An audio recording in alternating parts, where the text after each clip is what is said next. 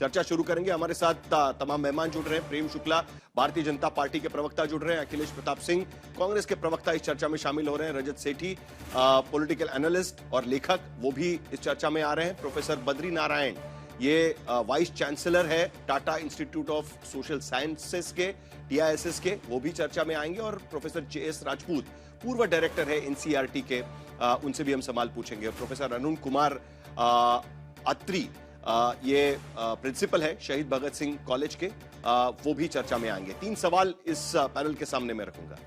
पहला सवाल, क्या धर्मेंद्र प्रधान के इस्तीफे के शिक्षा व्यवस्था की उनके इस्तीफे के बाद शिक्षा व्यवस्था की सारी समस्याएं दूर हो जाएगी? क्योंकि ये सवाल बार बार पूछा जा रहा है कि धर्मेंद्र प्रधान का इस्तीफा क्यों? अगर समस्याएं हल करनी है तो सिर्फ इस्तीफे से हल होगी क्या? ये एक सवाल होगा। दूसरा सवाल, क्या बीजेपी के 26 दिन के आंदोलन, CJP के 26 दिन के आंदोलन के बाद फास्ट ट्रैक का ऐलान ये एक पर्याप्त कदम है? हालांकि प्रधानमंत्री कह रहे हैं कि इस श्रृंखला में यह पहला कदम है, लेकिन क्या यह पर्याप्त कदम है? क्या और भी कदम उठाना जरूरी है? तीसरा सवाल, पेपर लीक पर विपक्ष संसद में चर्चा की पेशकश से पीछे क्यों हट रहा है? क्योंकि बार बार सत्ता पक्ष अब आरोप लगा रहा है कि हम चर्चा के लिए तैयार हैं, लेकिन विपक्ष का कहना है कि पहले पर्चा फिर चर्चा, यानी पहले इस्तीफा और उसके बाद ही चर्चा शुरू करेंगे। प्रेम शुक्ला जी, सवाल आखिरकार यह है कि आप चर्चा करना चाहते हैं तो चर्चा किस बात पर होगी? पेपर लीक पर होगी, या जिस तरीके से पूरे एजुकेशन सिस्टम पर सवाल उठाए जा रहे हैं आज की स्थिति में, उस पर आप चर्चा करना चाहते हैं? देखिए साहिल जी, समग्र शिक्षा प्रणाली पर भी चर्चा की जा सकती है।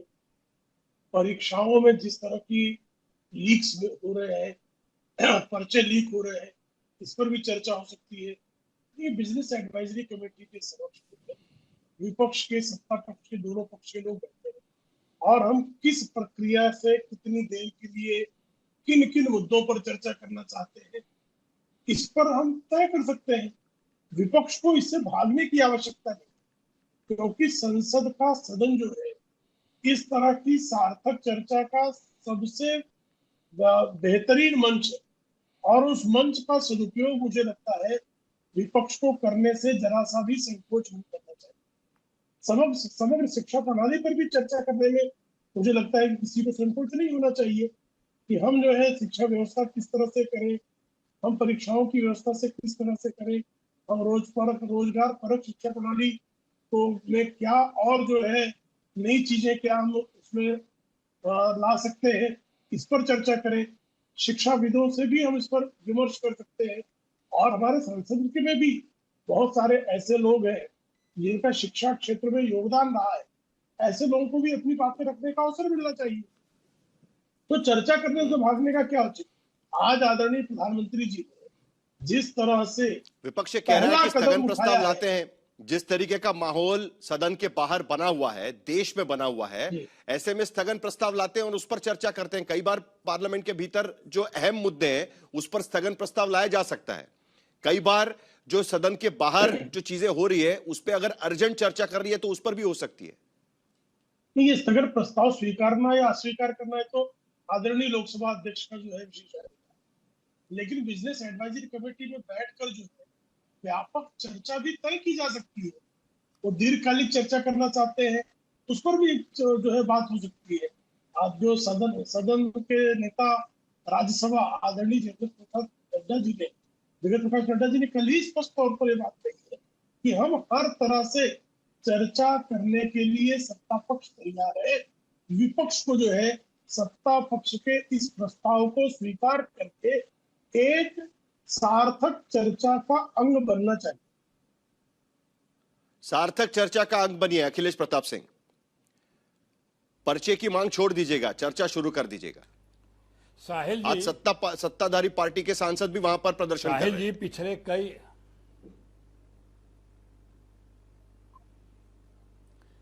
जी, पिछले कई वर्षों से राहुल जी, कांग्रेस पार्टी ये बात कह रही है कि देश में जितने पर्चे लीक हो रहे हैं और जो हमारा एजुकेशन सिस्टम है जिसमें विशेष तौर से परीक्षा, वो सिर्फ कुछ रिच और प्रिविलेज लोगों के लिए ही बनाया गया है।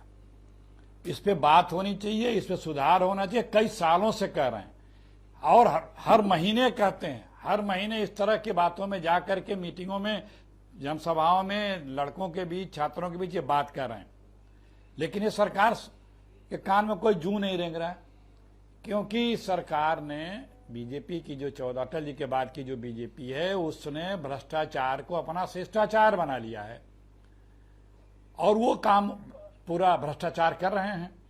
7.5 करोड़ नौजवानों ने पिछले 8-10 वर्षों में इससे प्रभावित हुए और उनको निराशा हाथ लगी, और आज भी ये सरकार चेत नहीं रही है।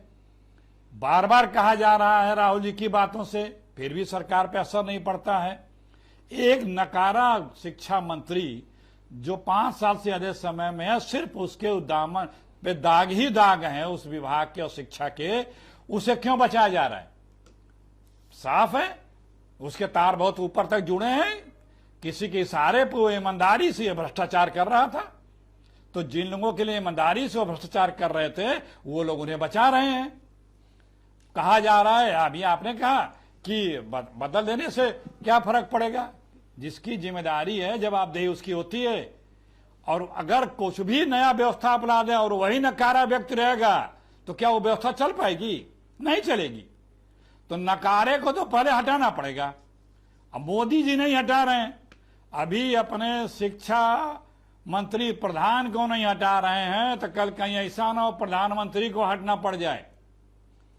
क्योंकि देखिए बच्चे जो है, नौजवान जो है ना, ये देश के भविष्य हैं, इनके भविष्य मत खेलिए, इनको गंभीरता से लीजिए, इनको जनरल डायर वाला रवैये से मत इनको डील करिए। ये अपने ही बच्चे हैं, अपने घर के हैं, अपने देश के अखिलेश जी, हैं। सवाल ये भी उठाया जा रहा है क्योंकि आज हुकूमत सुबह है, से 3 इस तरह बार से बच्चों स्टेटमेंट के आ साथ- चुके हैं। अखिलेश जी, सरकार से 3 बार स्टेटमेंट आ चुके हैं कि हम चर्चा करने के लिए तैयार हैं।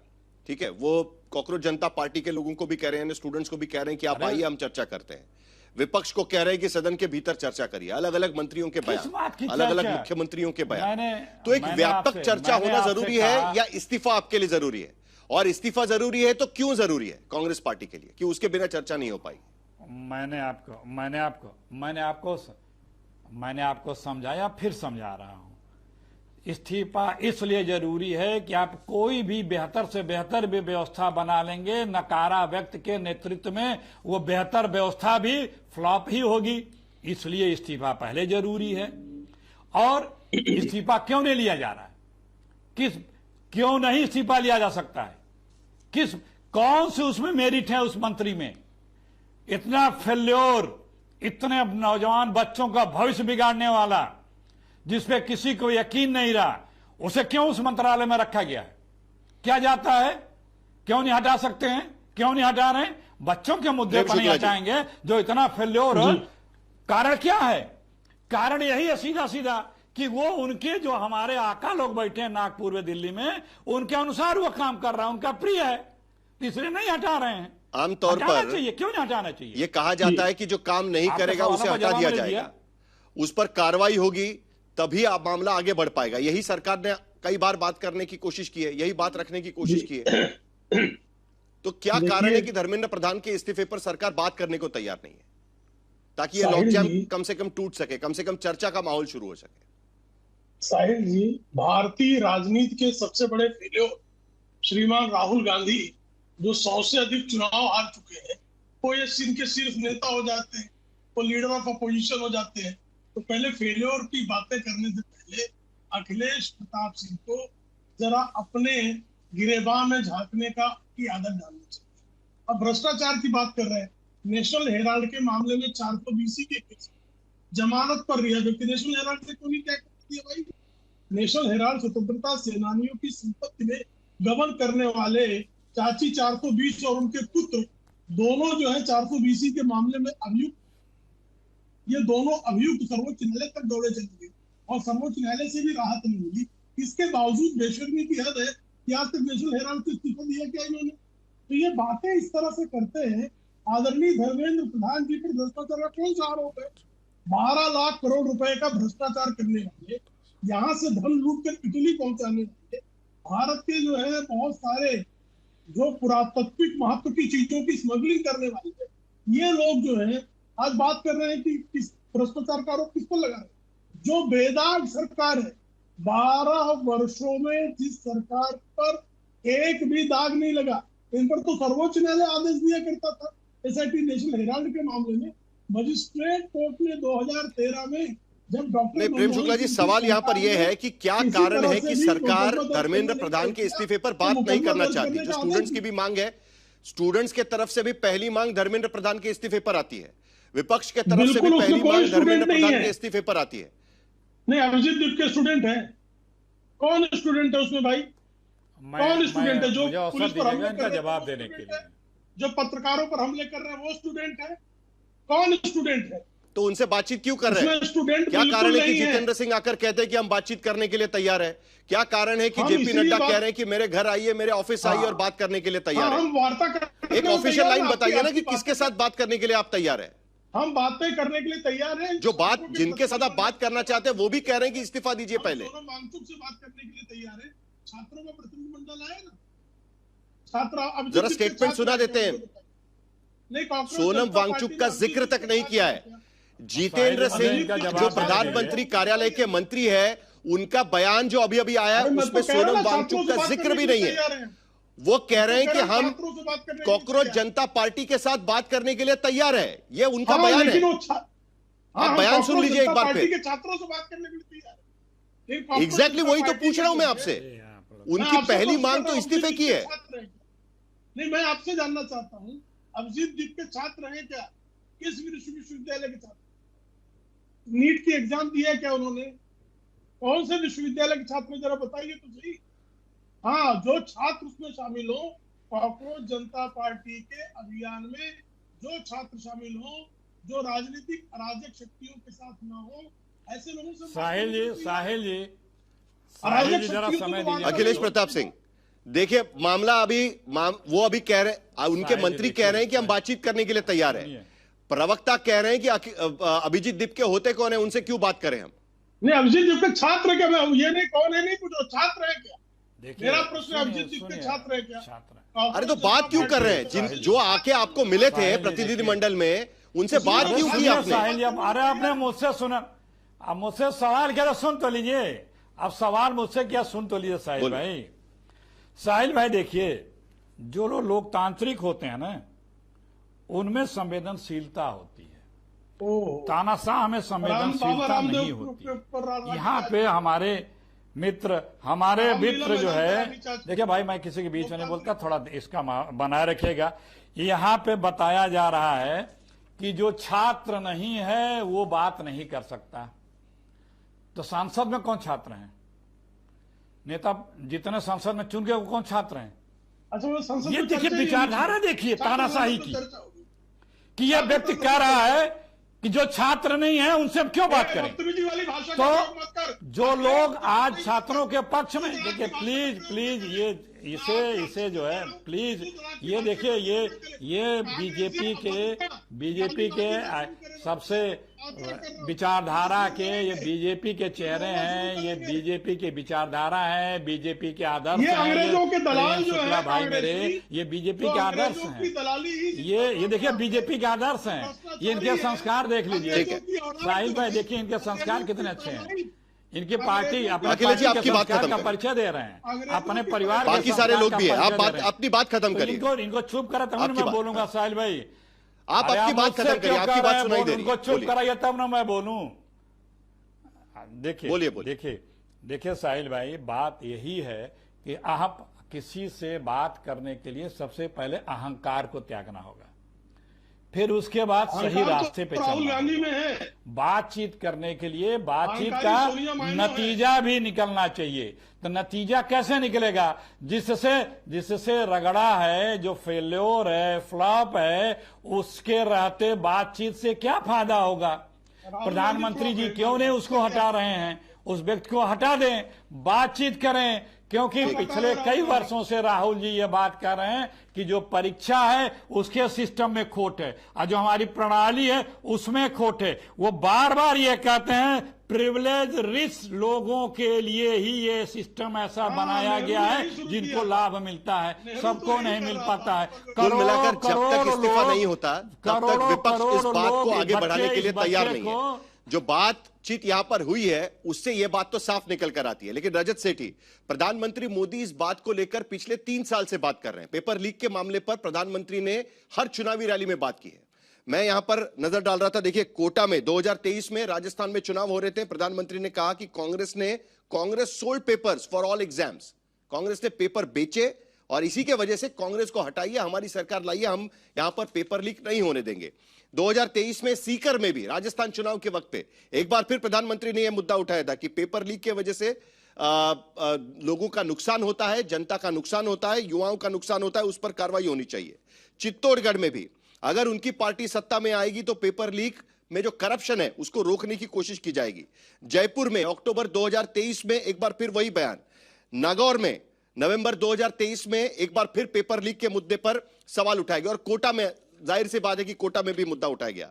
उसके बाद 2024 जुलाई में, दिसंबर 17 2024 जयपुर में एक बार फिर, और उसके बाद संसद में भी उनका बयान। कुल मिलाकर अगर हम देखें तो एक बात साफ नजर आती है कि पेपर लीक का मुद्दा पहले भी उठाया गया है, इस बार लेकिन सरकार पर बूमरैंग हुआ है। क्या आपको लगता है कि इस पूरे मामले पर पहले से ही सरकार ने कदम उठाए होते तो आज बात यहां पर नहीं पहुंची होती? देखिए साहिल जी, जो संवेदनशीलता होनी चाहिए पेपर लीक को लेकर, मुझे नहीं लगता कि किसी भी दल को, किसी भी पार्टी का हो, उनको एक तो समझ में आता है कि कितनी महत्वपूर्ण चीज है। एक दूसरा, उसके तकनीकी सॉल्यूशंस क्या हो सकते हैं। मुझे नहीं लगता कि ब्यूरोक्रेसी जो है हमारे एजुकेशन मंत्रालय में या एनटीए के अंदर में, वहां पर इतने सक्षम ब्यूरोक्रेट्स बैठे हैं जिनके पास की ढंग के एप्टीट्यूड एग्जाम्स कंडक्ट करवाने की क्षमता है। हमारे यहाँ पर पूरी व्यवस्था इतनी अंदर तक अकाउंटेबिलिटी मिसिंग है कि आप सिर्फ मंत्री को, जो आपका मूल प्रश्न, सिर्फ मंत्री को हटा भी देंगे, अब दूसरे मंत्री को भी ले आएंगे तो चीजें बदलेंगी कैसे। गहलोत जी की सरकार चली गई थी राजस्थान में, ये बहुत बड़ा मुद्दा था। इसीलिए भारतीय जनता पार्टी ये नहीं बोल सकती कि ये मुद्दा कमजोर है। ये मुद्दा है, रहेगा ही जब तक कि आप इसके परमानेंट फिक्सेस नहीं ला सकते। और मेरी सबसे बड़ी समस्या ये है कि जो सिस्टम अगर वही रहा कि आप किसी भी ब्यूरोक्रेट को, किसी अभी वो फर्टिलाइजर का ब्यूरोक्रेट है, उसको लाके एग्जामिनेशन के उसका सीईओ बना देंगे एनटीए का, ऐसा कैसे चलेगा? यूटीयू की एग्जाम रद्द कर दी गई है। हम अब जब बात कर रहे हैं तभी ये खबर आ रही है, उत्तराखंड में यूटीयू की एग्जाम रद्द कर दी गई है पेपर लीक के आरोप के बाद में। सहायक प्रोफेसर पर आरोप लगाया कि उन्होंने पेपर लीक करने की कोशिश की है। ये सिस्टम का फेल्यूर है। नहीं, कल की बात है, पंजाब में, यही आम आदमी पार्टी की सरकार है वहां पर, पंजाब में वहां पे फार्मेसी का पेपर लीक हुआ। ये जो पेपर हैं ये लगातार लीक हो रहे हैं। मुझे नहीं लगता है कि यहाँ पर ये सिंपल पॉलिटिकल क्वेश्चन है। पॉलिटिकल अकाउंटेबिलिटी जरूर है, मुझे नहीं लगता कि कोई सरकार भाग सकती है इससे, लेकिन क्या आपको उससे हल मिलेगा? उससे हल नहीं मिलेगा। आपको बेस्ट माइंड्स लगाने पड़ेंगे। ये ब्यूरोक्रेटिक अप्रोच से चीजें नहीं हल होंगी। पॉलिटिकल अकाउंटेबिलिटी कैसे फिक्स होगी रजत? पॉलिटिकल अकाउंटेबिलिटी कैसे फिक्स होगी?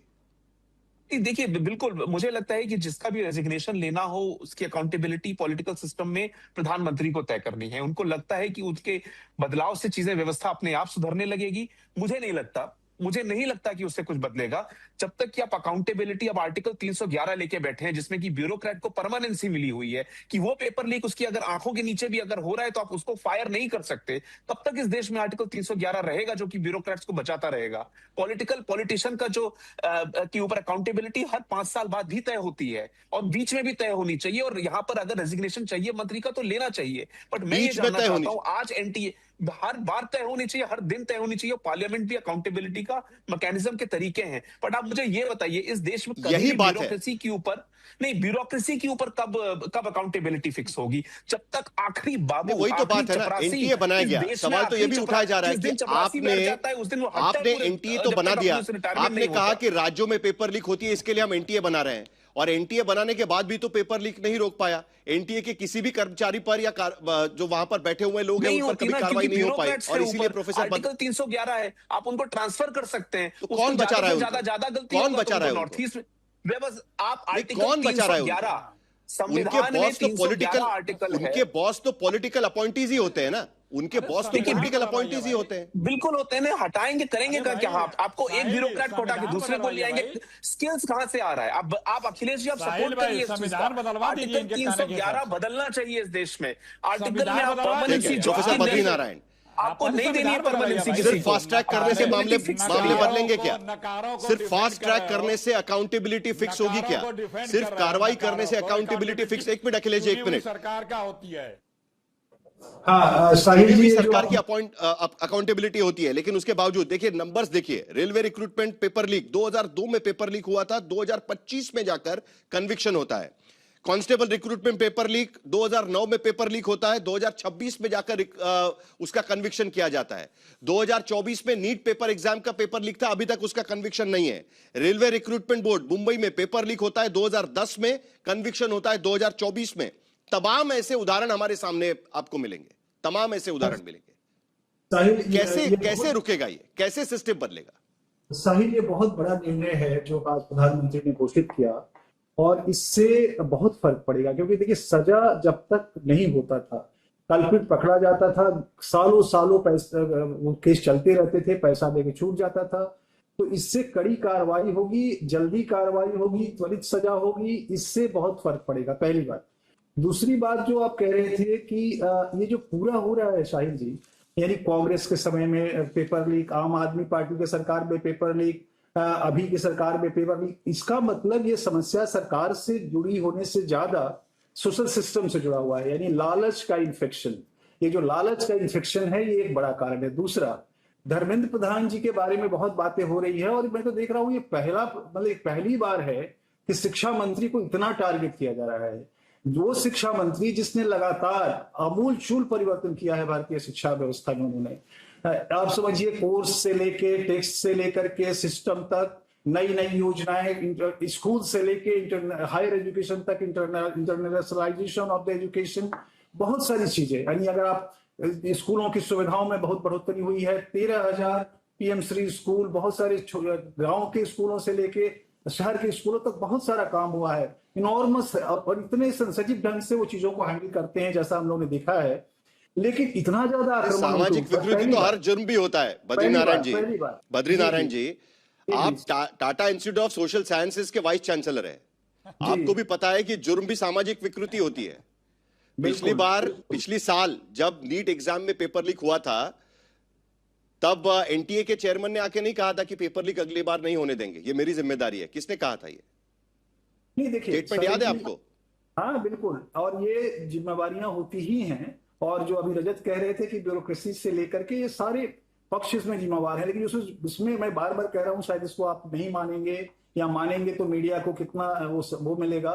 लालच का इन्फेक्शन, सब कुछ आप रोक सकते हैं, लालच को रोकना बहुत मुश्किल है। यानी वो प्रोफेसर जिसको पेपर बनाने का काम दिया जाए, विनोद अग्निहोत्री जी, क्या सरकार में बैठे हुए व्यक्ति ये कह सकते हैं क्या कि ये सामाजिक विकृति है, पूरे समाज को इससे लड़ना पड़ेगा? सरकार क्या करे इसमें? नहीं, ये धर्मेंद्र क्या ये प्रधान कह ने सकता है कोई करप्शन सामाजिक विकृति है? हाँ, धर्मेंद्र प्रधान ने कहा है 1 महीने पहले अपने बयान में, करप्शन बार-बार। सामाजिक विकृति है, बिल्कुल, करप्शन एक सामाजिक विकृति है विनोद ही। अग्निहोत्री जी। और उससे निकलने का रास्ता भी निकालना विनोद हमारा अग्निहोत्री, ही काम है। विनोद अग्निहोत्री। नहीं, सामाजिक विकृति तो भ्रष्टाचार ही है पूरा, बद्री भाई, लेकिन इसको जनरलाइज करके समस्या का हल नहीं किया जा सकता है। देखिए, पेपर लीक हो या नकल की समस्या हो, ये शिक्षा के निजीकरण में जो माफियागिरी आई है उससे इसकी जड़ें हैं। और इसीलिए कोई भी सरकार हो, ये समस्या बनी हुई है। क्योंकि जो शिक्षा माफिया है, जो निजीकरण के बाद लगातार फला फूला है पूरे देश में, उसके जो वेस्टेड इंटरेस्ट घुस गए हैं, वो उसकी घुसपैठ हर राजनीतिक दल में है, हर सरकार में है। इसलिए कोई भी सरकार हो, पेपर लीक नहीं रुकता है। और उसको लेके मुझे लगता है कोई सरकार बहुत गंभीर भी नहीं है। मैं ये बात इसलिए कह रहा हूँ कि ये मांग तो हो रही है कि चर्चा हो, संसद में हो, यहाँ हो, लेकिन ये नहीं हो रहा है कि अभी तक एक कमेटी बननी चाहिए एक्सपर्ट्स की कायदे से, और जो राजनीति से परे हो, और जो इसके तमाम पहलुओं पर विचार करे, और ये भरोसा दिलाया कि एक ऐसा फुल मैकेनिज्म बनाया जाएगा जिससे नकल भी रुके, पेपर लीक भी रुके, और सीबीएसई जैसे वाले गड़बड़ झाले भी ना रुके। अब धर्मेंद्र प्रधान जी मंत्री हैं, उनको आगे आके तो पहल करनी चाहिए। अब जैसे अभी समस्या, बहुत सारे सुधार शिक्षा में हुए हैं, लेकिन ये भी सही है कि धर्मेंद्र प्रधान जी के ही कार्यकाल में देश में सबसे ज्यादा स्कूल भी बंद हुए हैं, सरकारी स्कूल। इसको आप कैसे भूल सकते हैं? तो मुझे लगता है सारे पहलुओं पर विचार करना पड़ेगा। खाली जो है इसको आप एक तरफा नजरिए से अगर देखेंगे तो इस समस्या का समाधान नहीं निकलेगा, चाहे कितने इस्तीफे हो जाए और चाहे कितनी कार्यवाही हो जाए, और कन्विक्शन कितना हुआ, कन्विक्शन। प्रोफेसर अरुण कुमार अत्री, जो जिक्र यहां पर किया गया, सीबीएसई एग्जाम का जिक्र किया गया, देखिए बड़े दिलचस्प नंबर्स हैं यहां पर। जो सीबीएसई एग्जाम के 12वीं के परसेंटेज, जो पासिंग परसेंटेज है वो ड्रॉप हो गया, 85.20% पासिंग परसेंटेज रहा। पिछले साल के मुकाबले 5% से ज्यादा ड्रॉप इसमें दिखाई दे रहा है। और इसमें कहा गया कि जिस तरीके से ओएसएम का सिस्टम लाया गया, या फिर कहा गया कि जिस तरीके से नीट का पेपर लीक हुआ, उसका कहीं ना कहीं मेंटल प्रेशर भी विद्यार्थियों पर पड़ा है। कौन जिम्मेदार होगा इसका, कैसे बदलेंगे इसको? देखिए, मैं काफी देर से ये चर्चा सुन रहा था, तो किसी ने ब्यूरोक्रेसी को जिम्मेदार ठहराया, किसी ने धर्मेंद्र प्रधान जी को जिम्मेदार ठहराया, लेकिन हमको ये बात समझनी चाहिए, समाज को भी जिम्मेदार ठहराया किसी ने। बिल्कुल, समाज को भी जिम्मेदार ठहराया कि देखिए ऐसा कोई भी फूल प्रूफ सिस्टम नहीं होता है, और हर जगह माफिया होते हैं और हर जगह लोग, लेकिन बात यह है कि क्या सरकार ने पिछले, जब ये 12 मई को एफआईआर हुई, 3 मई को पेपर हुआ, 11-12 की नाइट को ये पता चला कि पेपर लीक हुआ, 12 मई को तुरंत एफआईआर हुई, सीबीआई क्या इन्वेस्टिगेशन की, तो क्या सरकार ने जो कदम उठाने चाहिए थे वो नहीं उठाए? तो इसमें, और जो एक जनाब कह रहे थे आर्टिकल 311 का हवाला दे रहे थे, तो मैं बता दूं कि आर्टिकल 311 जो है कॉन्स्टिट्यूशन का, वो प्रोटेक्शन एक प्रिंसिपल ऑफ नेचुरल जस्टिस की देता है कि किसी भी, क्योंकि जो ब्यूरोक्रेट्स होते हैं they are the permanent executive, तो उनपे कोई भी इस तरह की कार्रवाई, जो डिसीजंस लेते हैं वो बड़े एक नेशनल इंटरेस्ट में लेते हैं, उनके ऊपर बड़ी जिम्मेदारी होती है। तो वो प्रिंसिपल ऑफ नेचुरल जस्टिस की प्रोटेक्शन है, कोई अनड्यू प्रोटेक्शन नहीं है। तो अच्छा, दूसरी बात, मैं छात्रों के संपर्क में रहता हूँ, क्योंकि इंस्टीट्यूशन को हेड करता हूँ, तो छात्रों के संपर्क में भी रहते हैं। तो लार्जली जो छात्र हैं, ये ऐसा नहीं है कि लार्जली जो छात्र हैं वो ऐसा सोच रहे हैं कि नहीं, बहुत सारे ऐसे छात्र हैं, मेजॉरिटी हैं, जो ये सोच रहे हैं कि हाँ, जो सिस्टम है उसमें सुधार होना चाहिए, and they are satisfied with what has been done. अभी तक जो हुआ है के बाद एक्शन काफी है। अरुण अत्री जी, मुझे बताइए, पेपर लीक के बाद एक्शन होना, गिरफ्तारियां होना, ये काफी है। बिल्कुल, आप बताइए, तो गिरफ्तारियां नहीं होनी चाहिए, तो क्या आप कानून को दरकिनार करके फांसी पे चढ़ा देंगे लोगों को इमीडिएटली? आप, सीबीआई ने 13 लोगों को अरेस्ट किया है, और जितने भी जो इसमें कोचिंग इंस्टीट्यूट्स हैं उनके ऊपर भी कार्रवाई की जा रही है। आप जरा एक छोटी सी, मतलब एक बात सुनिए, 22-1 लाख लोगों के फीस रिफंड की है, री एग्जाम कराया गया 37 दिनों में, रिजल्ट डिक्लेयर किया गया 25 दिनों में, 5440 सेंटर थे। पहली बार ऐसा हुआ कि एयरफोर्स ने यूज की गई ट्रांसपोर्ट करने के लिए पेपर से। सिर्फ गिरफ्तारी पर सवाल नहीं रुकता है, जो बड़ी बड़ी इंस्टीट्यूट्स हैं उनकी सैंटिटी पर सवाल उठना शुरू हो गया है। इसके वजह से जो एग्जाम्स वो कंडक्ट करते हैं उन पर सवाल उठना शुरू हो गया है। जो बात ये है कि आप किसी एक व्यक्ति का, किसी मंत्री का आप इस्तीफा, वो एक, इसके लिए कौन जिम्मेदार होगा? आप इक्का दुक्का लोगों को गिरफ्तार कर लेंगे, लेकिन इंस्टीट्यूशन की सैंटिटी पर जो सवाल उठेगा उसके लिए कौन जिम्मेदार होगा? देखिए, सीबीआई की आप जांच होने से पहले ही आप चाहते हैं कि फांसी पे चढ़ा दिया जाए लोगों को। ऐसा नहीं हो सकता है। हम एक तरफ डेमोक्रेसी की बात करते हैं, ये जंगल का कानून नहीं है, ये जंगल का कानून नहीं है कि सड़क पर फांसी दिलवा दो। वो वाले कानून की बात कोई नहीं कर रहे हैं, हम तो इंस्टीट्यूशन की बात कर रहे हैं। उनके जब देश के शिक्षा मंत्री आकर ये वादा करते हैं कि अब की बार से कोई भी पेपर लीक नहीं होगा, और उसके बाद जब पेपर लीक होता है तब इंस्टीट्यूशन के सैंटिटी पर सवाल खड़ा होता है। नहीं मानते आप इस बात को? नहीं, देखिए ऐसा है कि मुझे ऐसा नहीं लगता है। देखिए, आप अखिलेश जी, आप जब आप बोल रहे थे तो सभी लोग सुन रहे थे, तो कृपया आप भी हमें सुनने की थोड़ी सी सहनशीलता दिखाएं। तो मैं ऐसा नहीं समझता, समय मांग रहा हूं, बीच में इंटरफियर नहीं कर रहा हूं, मैं समय मांग रहा हूं। जी। तो आप ये देखिए कि जब टेलीग्राम के ऊपर भी ये बताया गया कि भाई टेलीग्राम पे रोक लगाए, तो ये नैरेटिव जो फैलाने का काम करते हैं वो ना करें। मेरी यही इन लोगों से और बाकी सबसे यही एक बात, आर्ग्यूमेंट जो है, जो मैं कहना चाहता हूं कि स्टूडेंट्स को गुमराह करने की कोशिश ना करें।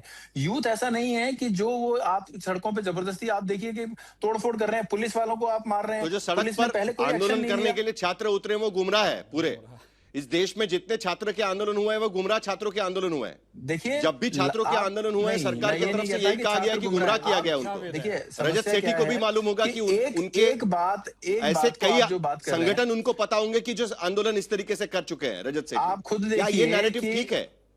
ये नैरेटिव साहिल देखिए भाई, जो आप आप मुझे ये नैरेटिव बोलने ठीक है कि दीजिए। गुमराह किया जा रहा है। साहिल भाई, अब बोलने दीजिए मुझे। कोई नहीं, बोल रहा है मैं इजराइल और देखिए, ईरान की साहिल लड़ाई जी, के लिए इस- आ रहा हूँ, कोई वहां पर कुछ नहीं, कह नहीं। रहा है किसी को, तो लार्जली ये- आप देखिए कि प्रोटेस्ट में साहिल भीड़ भाई, जुटाना देखिए, आप ऑर्गेनाइज जो- तरीके साहिल से जी, ठीक है, एक रजत सबसे सेठी, बड़ी जो बात क्या होती ये है, गुमराह देखिए, गुमराह वाला गुमराह गुमराह कर रहे नहीं हैं, करनी चाहिए। ये नैरेटिव ठीक है? नहीं नहीं, ये देखिए अब वो बात बहुत आगे निकल चुकी है। अगर गुमराही की बात है और ये सब बातें हैं तो आप एंगेज क्यों कर रहे हैं? सरकार अगर एंगेज कर रही है तो कुछ सोच समझ के कर रही होगी। सरकार अगर इस engage पूरे कर रही है तो मंथन जिम्मेदार में सरकार नहीं है, नहीं तभी सर, engage मैंने कर भी नहीं रही बोला है। था, तो आप प्लीज, आप प्रिंसिपल है, सम्मान है सर आपका, लेकिन आप दूसरों की बात भी सुनिए। मैं सिर्फ इतना कहना चाहता हूं, जो भी व्यवस्था है, इस पूरे मंथन का निचोड़ ऐसा निकलना चाहिए कि दोबारा कभी भी पेपर लीक स्टेट प्रदेश के स्तर पे या राष्ट्रीय स्तर पे ना हो। इसका ये अगर आप ठीक। सिर्फ सीबीआई की जांच हो गई ये मान लेंगे इसी से सब कुछ हल हो जाएगा, मुझे नहीं लगता हल होगा। बुनियादी चीजें बदलनी होंगी। सिर्फ जांच से नहीं होगा, बुनियादी बदलाव की जरूरत है। सबको बिठाइए। अखिलेश प्रताप सिंह, समय खत्म हो रहा है। अखिलेश प्रताप सिंह, साहिल जी देखिए, साहिल भाई यहाँ सब शिक्षाविद हैं, लेकिन उनकी बातों को सुन के बड़ा दुख हुआ। आप लोग जो एक एनटीए बनाया है उसको अभी तक बर्खास्त क्यों नहीं किया? ये क्यों बनाया गया था? इसमें क्या एक्सपर्ट बैठे हैं? ये एक संघ के लोग बैठे हैं, वो क्यों कर रहे हैं? दूसरे, एक मंत्री को बचाने के लिए संविधान को दोष दे दिया गया, समाज को दोष दे दिया गया, अधिकारियों को दोष दे दिया गया, व्यवस्था को दोष दे दिया गया, लेकिन जो दोषी है उसको क्लीन चिट दी जा रही है। कहां है कि ये लोग शिक्षा भी भैया, जिन बच्चों को आप लोग प्रेम शुक्ला जी, 20 सेकंड आखिर के। सरकार सीरियस है, गंभीर है, बातचीत होगी क्या? 20 सेकंड आखिर के।